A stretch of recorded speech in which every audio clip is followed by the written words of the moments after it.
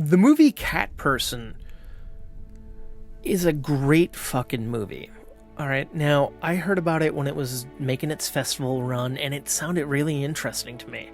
Unfortunately, it had a very small theatrical window, and it wasn't playing in any theaters near me. Luckily for me and for you, it's now on Hulu, so it's easy to check out. And, boy oh boy am I happy I checked it out. It stars Emilia Jones. She's the breakout lead performer of the movie Coda. She is a college girl who works at a cinema, and one day this older man, played by Nicholas Braun, comes in and hits on her, and the two start this kind of cute little back and forth. They text, and they start this really great relationship, and there's great chemistry there. But throughout the movie, she questions whether this guy's a little creepy or weird. She thinks maybe he might be a killer. She has these weird visions of him doing these fucked up things, and you don't know if she's out of her mind thinking this, or you don't know if you want to agree with her, because he does seem odd. But the issue is, he's just afraid of girls. He's kind of shy. He kind of just knows about relationships from movies. This feels like his first relationship, kind of.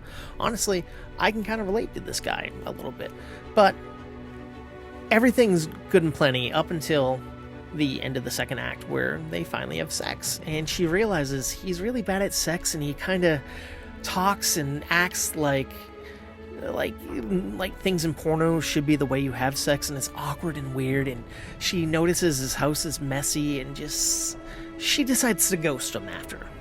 And she feels bad about that, but he takes it to the next level. He starts sending her these really rude texts. She sees him pop up at his work. She kind of thinks that he is stalking her, and you don't know if he is or isn't. Things just seem unsettling. So this movie goes from being a great rom-com type movie to a thriller from 0 to 60 in 2 acts, and it's fantastic. And it has a great set of co-stars. You got Isabella Rossellini, who was on the show Julia that I worked on Max. Then you got this woman, Lisa Cushy, who was in a movie I recently reviewed called Players over on Netflix. And it has this actress I always love to see in things, and her name is Geraldine Viswanathan. She's currently one of the leads in the movie Drive-Away Dolls, and she plays the best friend great in it. And you can tell this movie was made by people who love movies, written and directed by people who are real cinema goers and lovers.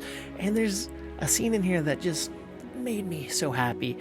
They were discussing blaxploitations and Blackula, and I loved it. I loved every second of this movie. Check it out, and check out my movie review podcast, Movie Toast News and Reviews, available wherever you get your podcasts. Thank you, and please stay toasty.